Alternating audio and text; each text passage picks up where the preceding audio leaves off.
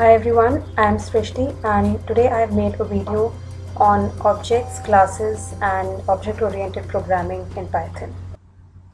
So object-oriented programming is a programming approach that has concepts such as objects. These objects have data fields as well as associated procedures known as methods. Data fields are attributes that describe the objects, and procedures which are also known as methods, are basically functions that act on these data fields that describe the object. Object-oriented programming is quite different from the kind of programming that we've been practicing so far, and it is often called as procedure type of programming. And in procedure-oriented programming, we are writing functions after functions. They take in certain variables as arguments, and later on we call these functions according to the requirement that we have. Next, I have a diagrammatic representation of object-oriented programming. So here we can see that we have three objects, object A, object B and object C. They have certain data. Along with the data, we also have functions or procedures or methods that are associated with the object. And this is one of the most important properties of the object-oriented programming, which is known as encapsulation. It encapsulates data as well as methods. So next we move off to CodeSkulptor and actually start making some classes and objects. In this first CodeSkulptor program, I'm going to talk about the basic class concepts. The first thing is how to define a class. In order to define a class, you write the word class and then you write the name of the class. The name of the class will start with a capital letter according to the convention in Python, and therefore E is going to be capital in employee, and then you will have a colon. Now there are certain functions which have been defined. We have already talked about objects having data as well as functions. So functions in these objects are basically known as methods, and I have four methods defined here. The first method is a special method and it is known as an initializer or a constructor. Initializer or a constructor initializes the class. Now the initializer that I have defined here is going to take four arguments. The first one being self, second one being name, and then position and rank. This first one, that is self, is a very important argument which we often forget to pass into the definition. And using this argument only we can access the variables of a class. So one must not forget to write self. And self has to be passed explicitly. So you need to write self. Alright, and you do not have to forget it. Then I have name, position and rank, in which I'll be writing the name of the employee, his position and his rank. And I have finally assigned these variables to self.name, self.position and self.rank. Then what I have done next is that according to the rank, I have decided what the basic income would be. And I've also initialized self.allowance to 500. So what I see over here is that inside this initializer, I have done all the initializations that I would need for this class. And I'll be seeing later on that it is this function that will be called when I'll be creating an object. So I'll explain it in depth there itself. The next is str, and this is just going to return a string, a properly formatted string, to print the name and the position of the employee. Again, you should see that this kind of a function is starting with underbar underbar and ending with underbar underbar. It's again a special type of function, and I'll be talking about it in some time. The next is bonus, and it's going to just multiply over time with a constant 500 and going to calculate what would be the bonus for that employee. And finally I have income, which is going to add these three things: the basic income, allowance and bonus, and going to return the self income. So that would be the final income of the employee. So once I have defined the class, I need not worry about what is happening inside that class anymore. And I have folded these functions because of the same reason, because now I'm not worried about what is happening inside these functions. All I'm worried about is that how I'll be using this class. So first thing that I'm doing here is I have created an object and I've named it EMPL1, employee 1. And how do you actually create an object? You write the name of the class, and after that inside the brackets you pass the parameters that were to be passed inside the init function, that is the initializer. So here is where initializer comes, it becomes important, and it is here that an initializer or a constructor is used. So when you write this kind of a statement, whether or not you have made an init function or not, init function is going to be called implicitly. So if you have actually defined an init function, whatever definition you had given that init function, that is going to be executed. In case you have not defined an init function, then just an object will be created and that object will be returned and nothing else will be done. So only object creation would be there in case you have not actually defined init function in your class.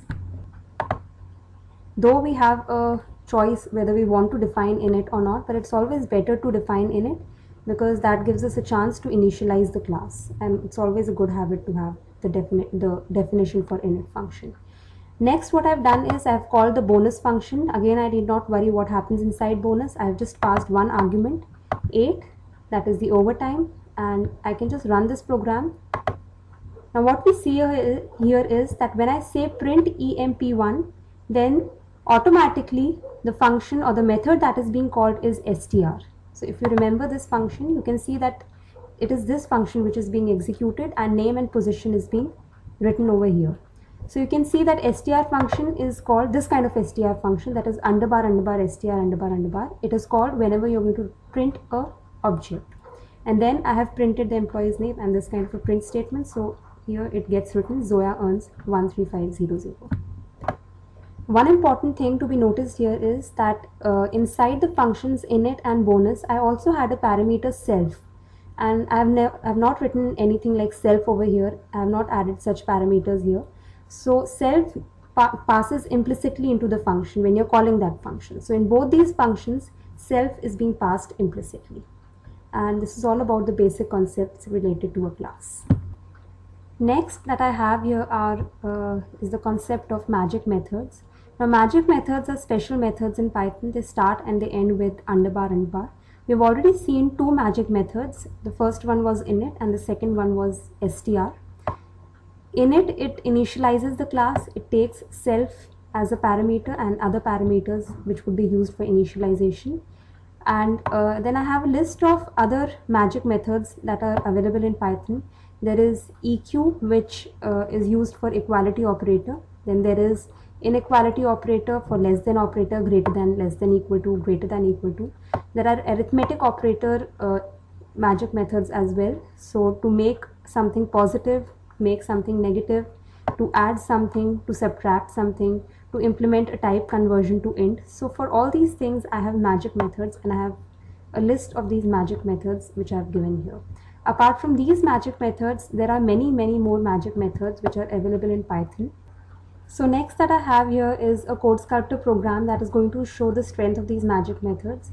And these magic methods are very important and very useful because we have seen already that when we have this underbar underbar str function, then when we say that we want to print an object, then this function is automatically called and we print it in the way that we define it, that we want it to get printed. Another magic method that I have used here, it's the same class that I discussed in the previous program, plus a magic method that I've added here. Now this magic method is going to check if the two classes, or in fact the two objects that I'm going to pass, are going to be equal or not. So its definition is something like this. So if self.rank is equal to other.rank, where other is the other object that would be passed inside this method, then it is going to return true. So that's quite a simple definition. And here I have the implementation of this definition. So I have made two objects over here, employee 1, employee 2, their names, and I've assumed that their rank is equal in this case, and the other parameters have also been passed into the functions. I've printed these values as well, and the most important thing that here that I want to show you is these two statements. So if we look at EMPL1 and EMPL2, employee 1 and employee 2, they are actually objects, and objects cannot be compared. But because of the fact that I have put this function over here, EQ, I can actually compare these two objects, and comparison is going to take place according to the definition inside that magic method. And if they are equal, then this statement is going to get printed. So when I run this, this is what I have. So I have the information printed about the two, and that is because of the str method, which is again a magic method. And after that, the statement gets printed both earn equal. And the reason for that is that I had defined it in this way. That means I had said that if the rank is equal, I need to return true, and if true is being returned, then I need to write both earn equal. So that gets printed. So this is a very simple example of magic method. You have multiple magic methods that are available in Python, and you can always use any of those magic methods to make the program function in a much better way. Now this CodeSkulptor program illustrates another very simple concept about classes, that is the concept of default parameters. Now when I define any function or any method inside a class, I can write I can pass these kind of parameters where I put an equal to sign and give the default values for those parameters. And I have called this init function, that is when I have defined the objects. I have defined two objects here, that is 2 points over here, point 1 and point 2. Now when I call point 1, I pass both the parameters, that is 3 and 4, and self gets passed implicitly. But when I make point 2, in that case I don't pass any parameter apart from self, which is being passed implicitly. And what is happening over here is that when I don't pass any parameters, then x and y get the default values, that is 0. And if I run this program and print the x variable, then we see that it is printed as 3 and 0. So 3 when I explicitly tell it that x needs to be 3, and 0 when I don't give any argument, so by default it takes x equal to 0. Now this is the last concept for this video, that is inheritance. Inheritance is a very powerful and important concept whenever we are talking about object-oriented programming, and therefore I have included it in this video. What I've done here is a very simple and a very basic example of class inheritance. So before I start with what you do in CodeSkulptor, I want to tell you what inheritance is. So inheritance is one of the most important and the fundamental concept of object-oriented programming.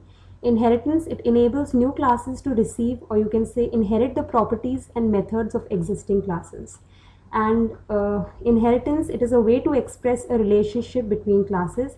It's just a way of saying that I want to build a new object that is similar to one that is already existing, but instead of creating a new class from the scratch, I want to reference the existing class and simply indicate what's different.